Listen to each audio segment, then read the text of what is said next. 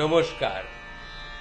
ঠাকুরের শ্রী শ্রী রামকৃষ্ণ পরমহংসদেবের কিছু অমূল্য কথা আমি আপনাদের সামনে আবার তুলে ধরছি। এই কথাগুলি আমি পেয়েছি নবম খণ্ডের দ্বিতীয় পরিচ্ছেদে। সেগুলি আপনারা একটু মনোযোগ দিয়ে শুনবেন।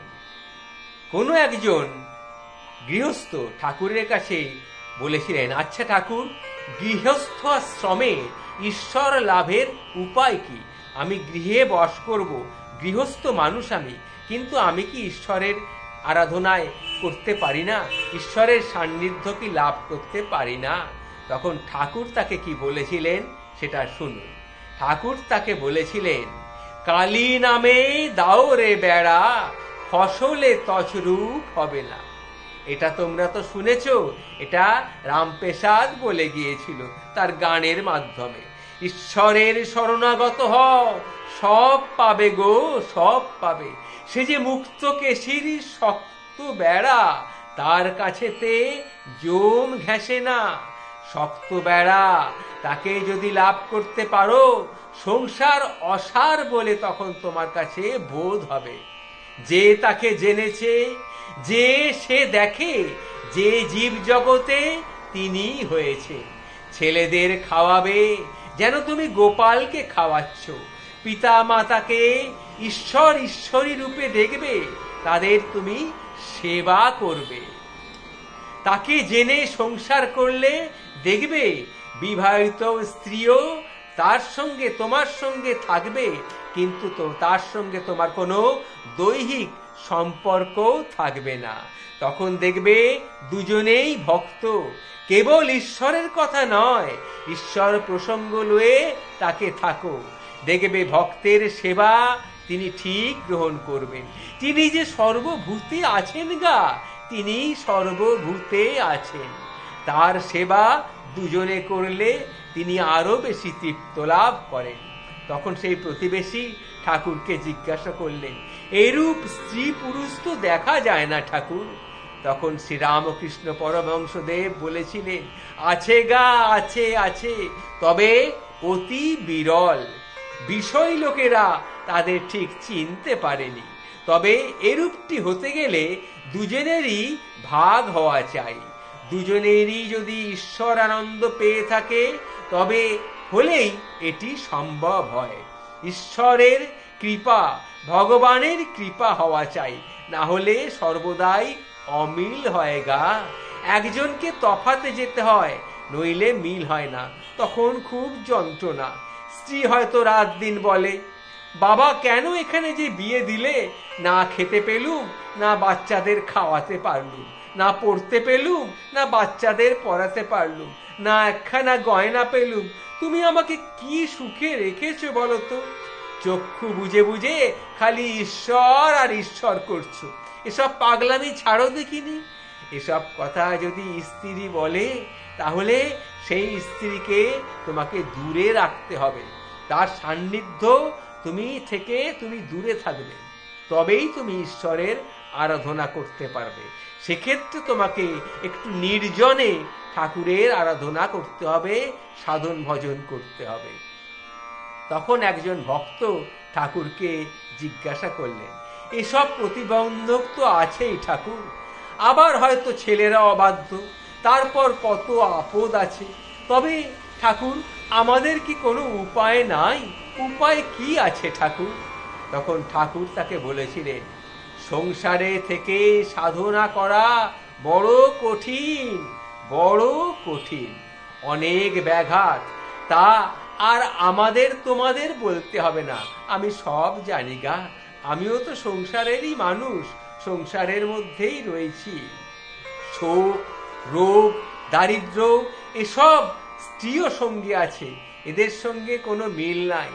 আবার ছেলে যদি অবাধ্য হয়, মূর্খ গোয়ার হয়, তবে কি করবে বলো? তবে হ্যাঁ, উপায় আছে।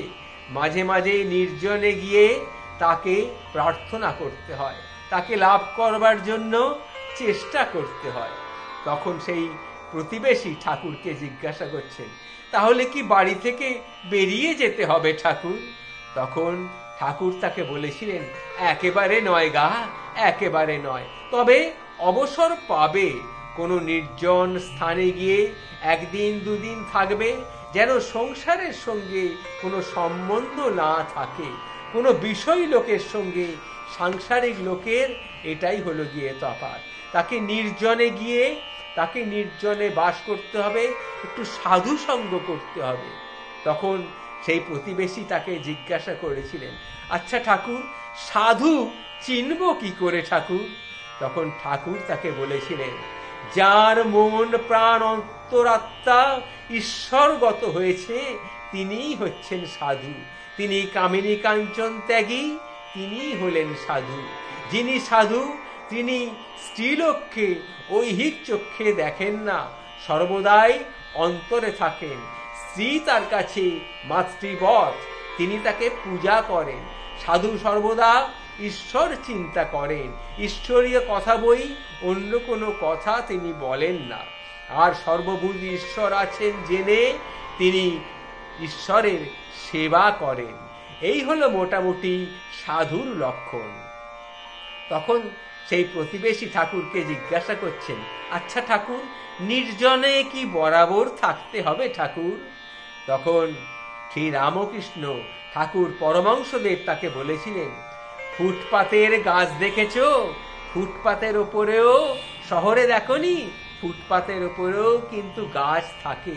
যতদিন চারা থাকে ততদিন তাকে বেড়া দিতে হয়, না হলে ছাগল গরুতে যে খেয়ে ফেলবে গা।